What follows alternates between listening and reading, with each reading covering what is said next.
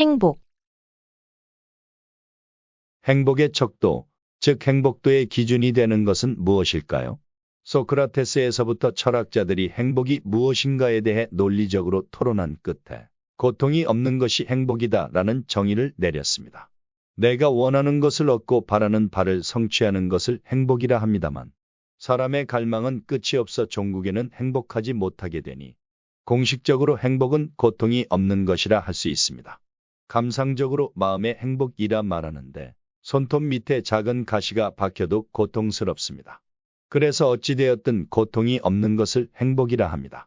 외로워서 사람을 만나고 사람을 만나니 또 그런 만남에서 고통이 옵니다. 그래서 만나지 않아야 한다는 것이 아니고 사람에게 기대를 하거나 의지하지 말라는 것입니다. 쉽게 말해서 사람을 이용하려고 하지 말아야 합니다. 남을 이용하려고 안달이 걸어서 넘기려고 해서 괴롭고 또 안 넘어뜨려져서 괴롭기 때문입니다. 한국에서 못 산다고 무시당하는 중국과 인도의 젊은이들이 한국의 젊은이들보다는 주관적으로 더 행복합니다.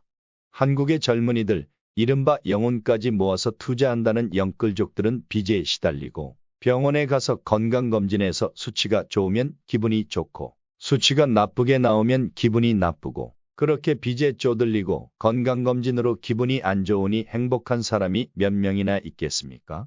한국보다 못 사는 나라라도 주관적으로 행복한 사람들이 많은데 가난해서 투자는 못하지만 빚이 없어서 마음이 쪼들리지 않아 행복하고 병원이 부족하여 건강검진을 안 하니 죽는 날까지 겁나는 게 없어서 행복합니다. 한국이 잘 살아도 대기업 회장이 빚으로 자살하기도 하고 잘 먹고 잘 살아도 우울증으로 약 먹다가 자살하기도 합니다. 한국 사람들이 빚이나 건강검진 스트레스로 계속 고통스러우니 행복도가 떨어지는 것은 당연합니다. 보통 사람들은 네잎클로버를 찾으면 행운이 온다고 해서 좋아합니다. 그런데 정작 네잎클로버를 잘 찾는 사람은 나는 평소에 네잎클로버를 잘 찾는데 내 인생에 행운이 없었다라고 말합니다. 사실 네잎클로버를 잘 찾는 사람은 오히려 1년 중 대부분이 늘 고단합니다. 그 이유는 행운을 바라는 마음은 내심 속으로 고단함을 원하기 때문입니다. 어디 좋은 일 없나? 혹은 좋은 일 안 생기나 하고 기대하는 사람들은 정작 자기 주변에 있는 좋은 것들을 놓쳐버리고 맙니다. 부모가 효자를 바라는 마음이나 나라에 영웅이 나오길 바라는 것도 이와 비슷합니다. 집안이 어렵고 나라가 공경에 처해야 그들이 빛을 바라는 것인데 부모가 효자를 바라는 마음은 그래서 안 좋습니다. 늘 넉넉하고 편안한 집안은 효도를 발휘할 기회가 없습니다. 그것이 더 좋은 것이고 행복한 것인데 남의 집, 누구 자식이 잘한다 해서 부러워하면서 자식이 효도하기를 바라면 자신의 집안이 어려워지길 바라는 것과 같습니다. 행운을 바라는 것도 같은 것이어서 삶이 고단해지기를 바라는 것과 같습니다. 평범한 세잎 클로버의 꽃말은 행복이고 사실 그것이 더 좋은 것입니다. 딱히 행운이 있는 일도 없지만 그렇다고 고단하고 힘든 일 없이 사는 것이 사실은 행복하게 사는 것입니다. 우울증. 기러기는 힘이 좋아서 히말라야 산맥을 날아서 넘어 다닙니다. 맨 앞에 가는 기러기는 기류를 뚫고 가야 해서 제일 힘이 드는데 기러기의 우두머리는 구름 맨 앞에서 날아 그 역할을 합니다. 한국에서는 금실 좋은 부부를 원앙에 비유하는데 오히려 원앙은 짝을 자주 바꾸는 동물이고 실제로 한번 짝을 구하면 변치 않는 동물로는 기러기가 있습니다. 기러기의 성품은 감정을 잘 다스리는 것이 특징이고 감정 조절을 잘하기 때문에 한번 짝을 구하면 변덕 없이 오랫동안 같이 있을 수 있다고 합니다. 또한 기러기는 자기 자식이 죽으면 슬픔을 남에게 전달하지 않기 위해서 티를 내지 않는다고 합니다.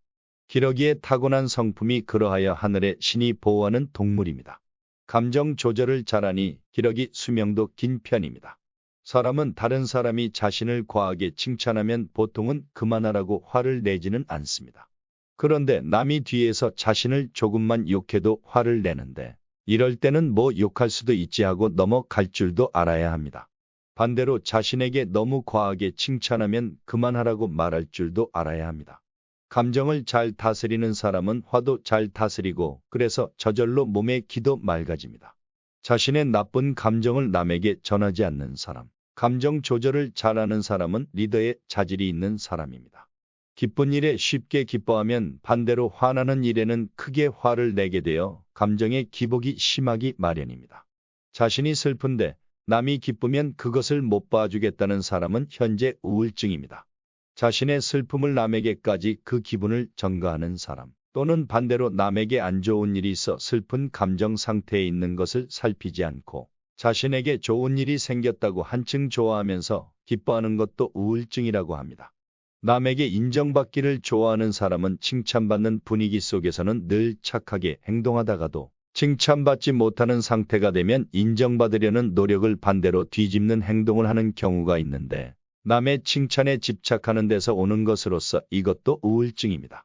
사람은 상황에 따라서 욕을 먹을 수 있는 용기도 필요합니다.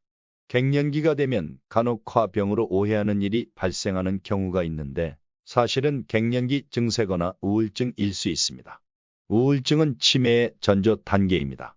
젊을 때 화났다가 다시 기뻤다가 또 기분이 가라앉았다가 하는 감정 기복이 심한 체질은 치매, 파킨슨병에 취약한 체질에서 보이는 특성입니다.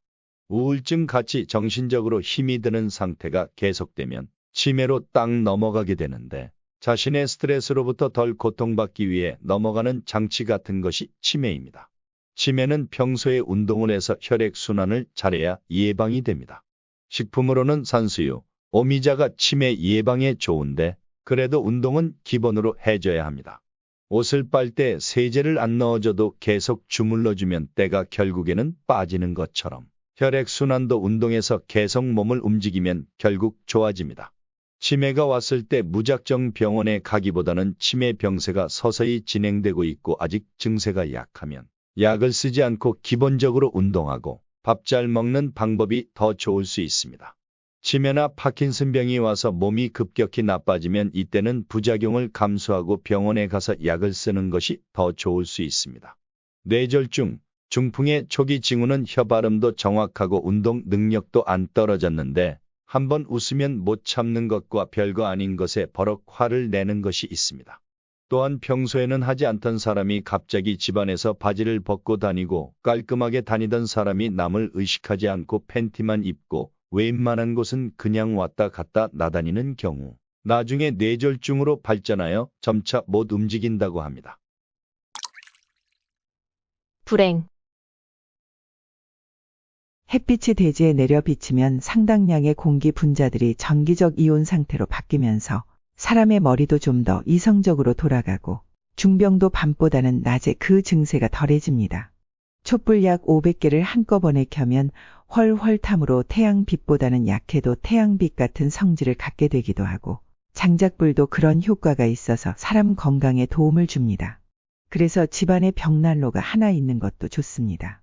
태양이 대지에 비치면 사람의 고통에도 지대한 영향을 미치므로 밤에 중병에 시달리다 가도 해가 뜨면 편안히 잠들게 됩니다. 집은 햇빛이 거침없이 드는 곳에 지어야 하고 통풍도 잘 되는 곳에 지어야 좋습니다. 나이가 들면 몸에서 냄새가 난다고 하는데, 어린아이는 신진대사가 빠르고 어른은 느려서 그렇습니다. 고구마를 예로 들어 말하면 그늘에 있는 고구마가 속이 상하면 먹지 못합니다. 마치 사람이 속으로 고르면 당뇨에 걸리거나 몸속에 염증 등이 있는 것처럼, 겉으로는 보기 좋은 고구마라도 속이 상하면 냄새가 나고 상해서 먹을 수가 없습니다. 반대로 바람 통하는 볕에 놓은 고구마는 것 껍질이 쪼글쪼글해도 속은 상하지 않아서 먹을 수 있고 냄새도 안 납니다. 사람도 이와 비슷하여 도시에 살면 보기 좋은 고구마 같지만 속은 골마 있을 수 있습니다. 도시인들이 아파트, 사무실에서 주로 생활하고, 여성들은 김이 생긴다고 햇빛을 철저히 피해 다녀서 상당수가 햇볕을 쬐지 못하고 삽니다. 시골에 살면 햇빛에 주름이 쪼글쪼글해도 몸속은 병이 없을 수 있습니다. 바람이 몸의 병을 고쳐줍니다. 마치 바람 잘 들어오는 곳에 놓아 말린 고구마처럼 말입니다. 사람이 죽을 때가 되면 바람을 싫어하고 방 안에만 있으려고 하고 바닥이나 침대를 좋아하게 됩니다. 이와 달리 건강할 때는 바람을 맞아도 시원하게 느끼고 좋아합니다. 포도 농사 지을 때도 바람이 안 통하면 포도가 병이 많아지고, 바람이 잘 통하도록 사이사이 잎을 따줘야 잘 자랍니다. 집 공간을 활용하려고 벽이나 담에 임시로 창고를 만들어 바람을 막는 것보다는 차라리 창문을 만들고 막고 있는 것을 뚫는 것이 바람을 막는 것보다 풍수지리적으로 좋을 수 있습니다. 집 밖 사방으로 담장이 높아 바람을 막게 되지 말아야 하고 집 외벽은 건조해서 까슬까슬해야 합니다. 이끼가 집 마당이나 벽에 끼면 풍수로 아주 안 좋습니다. 이끼의 칙칙한 기운 때문에 안 좋습니다. 이미 생겨버린 이끼를 없애도 안 좋은 것이 남습니다. 그 기운 때문에 사람이 다치거나 상하는 일이 발생하게 됩니다. 사람은 지붕이 날아갈 것 같은 시원한 바람을 맞아야 합니다. 집, 과일, 사람에도 이 원리는 똑같이 작용합니다. 사람이 바람을 무서워하면 이미 혼기가 많이 약해진 것이어서 삶이 많이 남지 않은 것입니다. 사람은 흐르는 강물에 비유하면 미미한 개미와 같아서 공간 에너지가 사람의 행동에 영향을 줍니다. 사람의 의지와는 상관없이 그 공간의 주된 기운이 맑으면 자살하려고 해도 마음이 달라져서 살려는 마음이 생깁니다. 집 공간 분위기를 잘 만들어줘야 합니다. 만약에 분위기가 안 좋으면 문의 위치를 바꾸거나 건물 위치 자체가 안 좋으면 허물고 새로 좋은 장소에 짓는다거나 불경을 읽거나 향을 피우거나 맑은 소리가 나는 종을 타는 방법이 있습니다. 언제라도 바람을 쐬고 싶을 때 바람을 쐬고 언제라도 하늘이 보고 싶을 때 볼 수 있는 삶이 가장 자유로운 삶입니다. 이것이 쉬운 것 같아도 아파서 누워 있어도 안 되고 사고로 다쳐도 안 되고 감금되어 감방에 있어도 안 됩니다. 간단하고 보편적이지만 이것이 행복한 삶이라고 할 수 있습니다. 몸도 마음도 다 받쳐주는 삶입니다. 마음이 기분이 안 좋으면 교도소가 아닌 자유의 몸이라도 밖에 나가 바람을 쐬고 싶지도 않고 하늘도 보고 싶지 않습니다. 해가 떠서 따뜻이 비추는 햇살의 품을 경험하고 있던 사람도 마음에 우중충한 어둠이 들이오면 햇살의 품을 경험할 날이 많이 남아있지 않게 됩니다.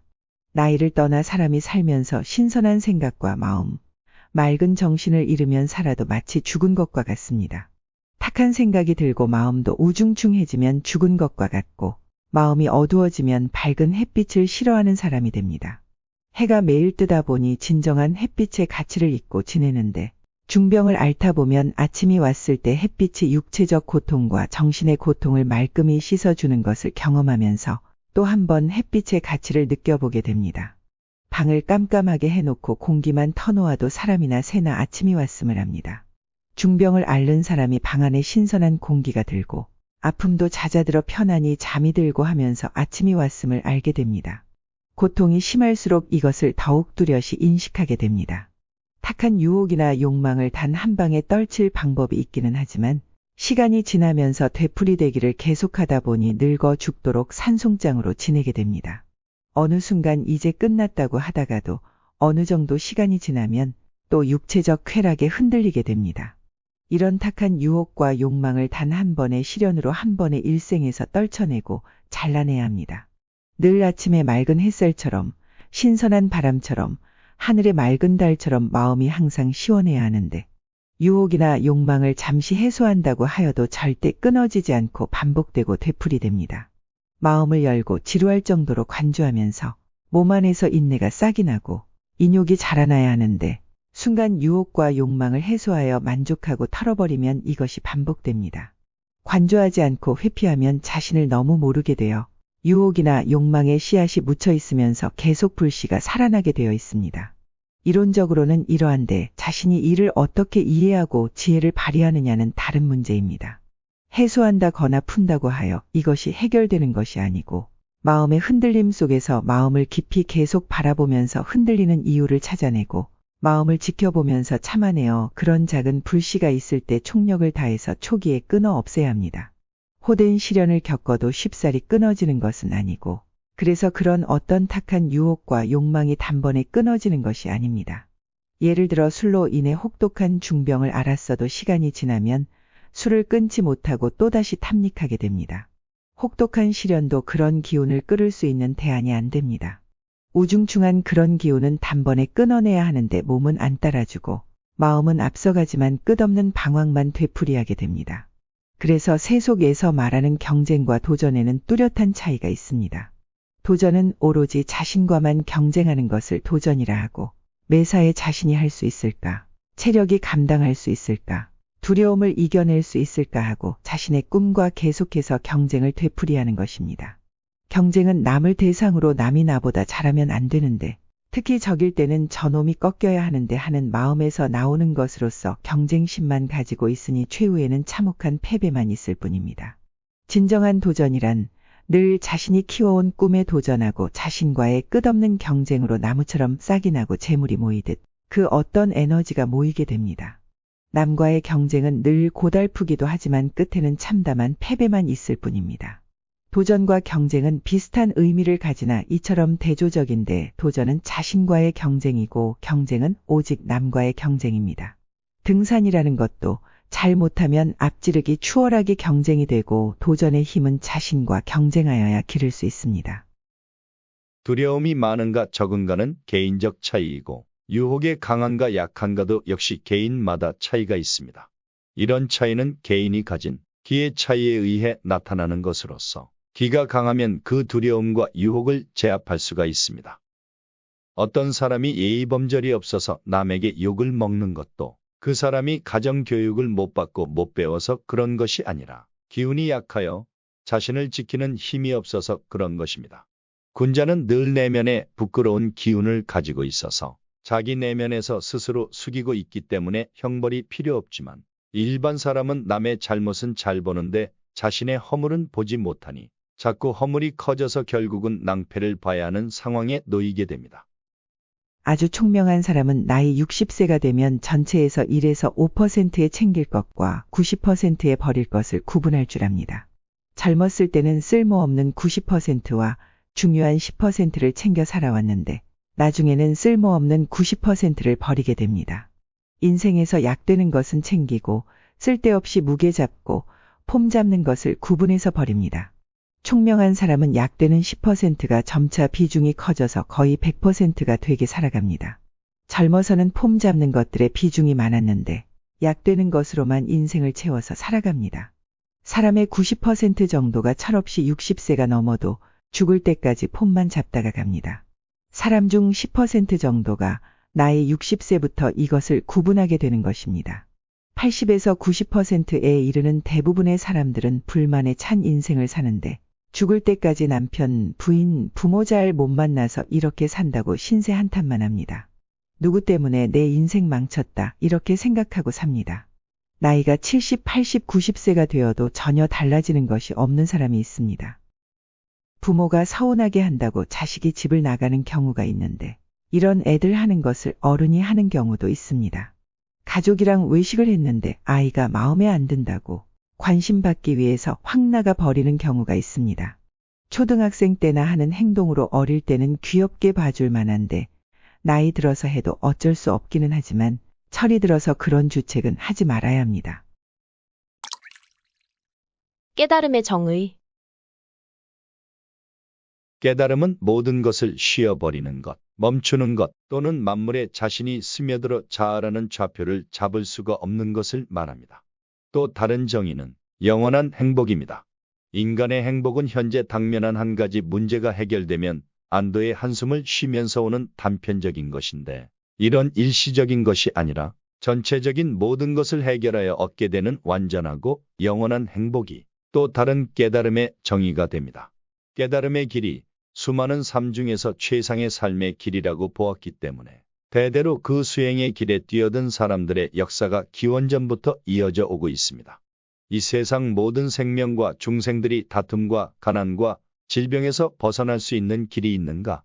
여러 중생들이 서로 먹고 먹히고 싸우고 죽이는 다툼이 사라지고 부족함에서 오는 갈망과 가난도 없고 신체적 질병에서 벗어날 수 있는 그런 길이 있는가? 이에 대해 오랜 세월 동안 회의하고 사색하면서 이것은 세간의 권력, 명예, 재물로 해결될 문제가 아니라는 것을 깨닫게 됩니다.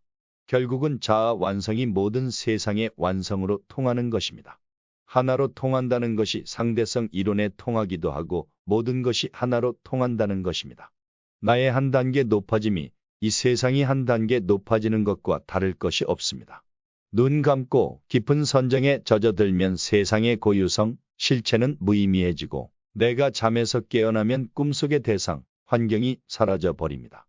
자연과학, 정신세계에서도 차원을 달리하면 오늘의 실제했던 것들이 내일이면 다른 차원이 되어 꿈과 환상이 되어버려 어느 것이 실제라고 정할 수 없습니다. 차원이 같아 손에 닿으면 현실이 되고 오늘의 현실이 차원이 달라지면 꿈과 환상으로 바뀝니다. 반야심경에서 보면 관자재보살이 깊은 수행 속에서 깨달음을 얻을 때 오온이 비어있음을 비추어 보고 오온은 색, 수, 상, 행, 식, 즉 오감을 비롯한 감각과 감각의 대상이 되는 것, 즉 눈과 눈에 대응하는 빛과 색깔의 물질, 귀와 소리의 대상이 되는 물질이 실상이 아님을 비추어 보고 모든 괴로움에서 벗어났습니다. 살면서 형상으로 인해 괴로웠는데 깊은 수행에 들어가 보니 마치 차원을 달리하면서 꿈과 현실을 왔다 갔다 하듯 실상을 정할 수 없습니다. 대상의 실체나 고유성이 없다는 것을 벗어나지 못해 자신은 깨달았는데 부모 형제가 깨닫지 못했다고 괴로워합니다. 깨달음의 정의가 완전한 행복인데 부모 형제가 깨닫지 못해 괴롭다면 완전한 깨달음이 아닙니다. 실상인 줄 알았던 것이 문득 눈뜨니 꿈속의 그런 삶, 대상들입니다. 일반인들의 죽음이라는 것을 잠과 깨어남의 순간이라 할 때 부모, 형제들과 꿈과 현실의 갈림길을 접하게 됩니다. 현상 대상의 고유성은 분명히 없고 내가 만든 상들입니다. 내가 꿈에서 깨어나면 그들도 꿈속의 상처럼 그 실체를 찾을 수가 없습니다. 그 어떤 의미에서 보면 부모의 상도 자식의 상도 꺼내어놓고 살다가 생사의 이별의 순간에 다시 내 안으로 끌어들여 정령 부합되는 순간이기도 합니다. 이런 여러 현상을 아인슈타인은 얼마나 이해할 수 있었을까요? 상대성 이론의 본질은 우주에서 절대 기준은 없다는 것인데 이를 누누이 접하고 머리로 이해해도 이러한 시간의 속성을 머리로 100년을 분석해도 반복 분석해도 이 미로를 찾기가 어렵습니다. 지금의 과학이라는 것이 과연 진리로 가고 있는 것인가? 참인 것인가? 이 현실도 어느 순간에는 물거품처럼 모래성처럼 부서지고 무너져 버릴 꿈입니다. 가상세계나 첨단과학이나 어느 순간 산산이 부서질 인간의 허망한 꿈입니다. 꿈으로 이루어진 환상입니다. 개인의 죽음으로 허물어지던 문명의 대립과 싸움으로 박살나던 자연재해로 박살나던 한순간 짧은 꿈으로 사라질 환상입니다. 세상의 문명은 그대로 존재하더라도 자기 죽음으로 사라지거나 자신은 건재해도 전쟁이나 자연재해로 한순간 물거품처럼 허물어지고 무너질 꿈입니다. 모든 사람이 그렇게 그려보던 꿈으로 이루어진 것이 지금의 과학입니다. 얼마든지 타임머신을 타고 과거로 갈 수 있고 생각한 모든 일들이 다 이루어질 수 있는 것이 이 세계입니다. 화려한 꿈입니다. 세상은 아는 것만큼 보이고 아는 것이 손톱만큼이면 그만큼의 세상이 보이고 아는 것이 한아름이면 그만큼 세상은 또 됩니다. 아는 만큼 꿈꾸는 것입니다. 그러나 반드시 꿈은 깨어나야 할 순간이 있기 마련이듯 사람이 살아가면서 영원했으면 하는 공간과 시간 그리고 가족관계도 언젠가는 하나 둘 꿈으로 깨어나 꿈처럼 사라지는 순간은 누구에게나 피할 수 없는 법입니다. 아무리 깊은 고통과 절망도 그 끝이 있는 법입니다. 많은 사람들이 자신에게 주어진 영원했으면 했던 행복한 순간이 계속될 것처럼 자신에게 많은 예외가 있으리라 믿고 있고 혹은 오더라도 아득히 먼 순간 오리라 대책 없이 그렇게 지내고 있습니다.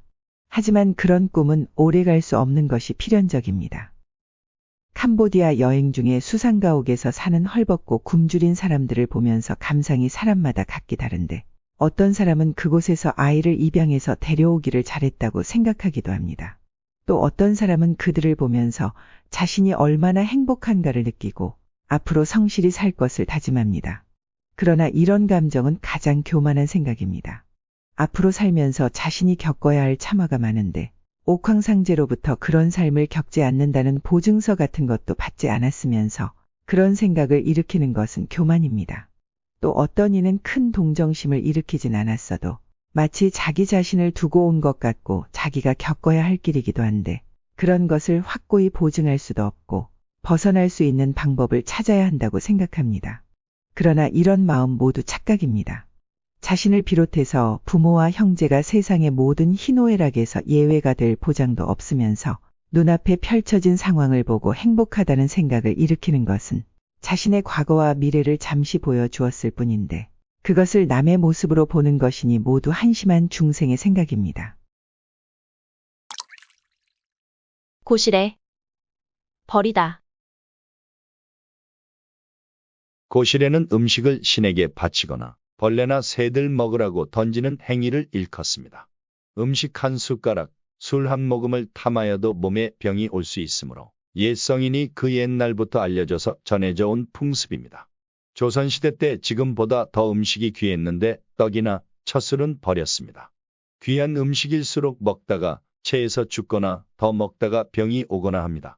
귀한 것을 만났을 때 귀한 음식일수록 가장 아까운 음식일수록 나누어 준다는 마음가짐이 죽음을 피할 수 있는 지혜라고 합니다. 인생의 갈림길에서 한 숟가락 더, 한 모금 더 하다가 과하여 생사를 오고 가는 일이 생깁니다. 아주 미세한 양으로 생사의 분기점이 갈리는 법입니다. 종교에서 정중히 예의를 갖추어 신에게 제사를 올리거나 혹은 여러 생명을 위해서 음식물을 떼어 나눠주는데 이것은 자비심보다도 자신을 위해서 자기가 탈나지 않으려고 하는 것입니다. 고시래의 말뜻은 없고 아까운 것일수록 욕심을 버리고 남겨 놓으라는 것이고 귀한 음식일수록 절제하는 연습을 하라는 것입니다. 아까운 음식일수록 나눠 먹는 것이 복을 쌓는 것이라기보다는 그 행동이 자기 자신을 살리는 길입니다. 불교에서 삼독 탐진치는 탐욕, 성냄, 어리석음을 말합니다. 이 세 가지는 종류가 다른 세 가지를 열거한 것이 아니고 막대기를 눕혔느냐, 세웠느냐 같은 행위의 차이를 말한 것입니다. 예를 들어 내일 어떤 화가 올지 모르고 탐하거나 자기 뜻대로 안 된다고 분노가 일어나는 것은 결국 같은 욕심이고 어리석음입니다. 불가에서 계율을 말할 때 오개, 살생, 도둑, 음행, 망언, 음주를 하지 말라고 합니다. 기본적으로 이 5가지 규칙을 준수하고 지켜야 한다는 계율입니다. 오개의 순서가 죄의 무게대로 나누어진 것 같기도 한데 꼭 그런 것은 아닙니다. 망언이라고 하여 단순히 남을 속이는 것이 아니라 사람을 해치는 거짓말, 위협하거나 생명을 상하게 하는 거짓말, 선동해서 몰아넣는 것이 망언에 포함됩니다. 어느 정도 오개가 지켜지면 완전히는 아니더라도 초조함도 없어지고 몸과 마음에 가벼움이 생깁니다. 100% 행하진 못하더라도 이것을 지키면 심신의 불안감과 초조함이 사라지고 어떤 힘이 쌓이는 것을 느낄 수 있습니다. 이런 업장의 다이어트가 항상 수행에서 절실한 문제인 생사에서도 같습니다. 대승불교에서 말하는 보시가 아니고 소승의 자아 완성으로 몸의 기운이 모두 뚫리면 참회가 저절로 일어나 꿈으로 사라집니다. 악몽 같은 것이 꿈이었구나 하면서 깨어납니다. 현실에서 실제로 행한 것인데도 꿈으로 바뀌면서 그런 업장 소멸이 가능합니다. 꿈처럼 넘어갑니다. 꿈에서 누군가를 살해했는데 아, 다행히 꿈이었구나 하고 깨어나는 것처럼 업장 소멸이 가능합니다. 그간의 업장 때문에 몸에 기가 막혔다고 볼 수도 있습니다. 인생의 모든 대상이 원래 인연에 따라 오고 가는 것이어서 바람처럼 피할 수도 애써 잡을 수도 없는 것입니다. 욕심이 생길 때는 심리학적으로 볼 때도 그 마음이 생기는 것, 즉 자신으로 하여금 집착하게끔 만드는 대상이 자기에게 독이 될 수 있습니다. 이런 욕망이 쉽게 포기는 안 되지만 독은 독인데 이 감정을 다루기 위해 어떻게 마음가짐을 해야 하나 곰곰이 생각을 해봐야 합니다. 결국 욕심은 자기의 심신을 상하게 하고 자기 곁에 오래 있을 수 없는 것이기 때문에 큰 고통을 주고 사라질 것입니다. 원래 이치로는 바람처럼 가야 하는 것은 가게 되고 오는 것은 오게 되는데 마음에 욕심이 생길 때는 그 대상이 사람이든 재물이든 나에게 독이 되므로 어떻게 해야 하나 지혜롭게 연구하는 것이 필요합니다. 자신이 집착하던 물건을 버리거나 병이 들은 상태에서 집안에 도둑이 들어 아끼던 물건을 가지고 가면 병이 낫는 경우도 있고 고민하고 있는 상황에서 집착하고 있는 그런 물건을 누군가에게 주었을 때 병이 싹 낫는 경우도 있습니다. 그래서 애초에 어느 선인이 고시래를 가르쳤는지는 몰라도 나누어 줄 대상이 없더라도 아까운 음식을 떼어주는 것, 이런 버리는 행위가 욕심을 절제하는 수행이 됩니다. 신에게 올리는 그런 행위는 다 자기가 살 수 있는 길을 가르쳐 주는 것이 됩니다. 모든 고통과 불행은 욕심에서 비롯되고 사바세상에서 한 모금 더 먹은 게 탈이 나고 불행은 큰 욕심에서 오는 것이 아니고 작은 욕심에서 작은 것에서 비롯된 것입니다. 지금까지 시청해 주셔서 감사합니다. 영상 자료와 도움을 주시고 후원해주신 모든 분께 다시 한번 감사의 말을 전합니다.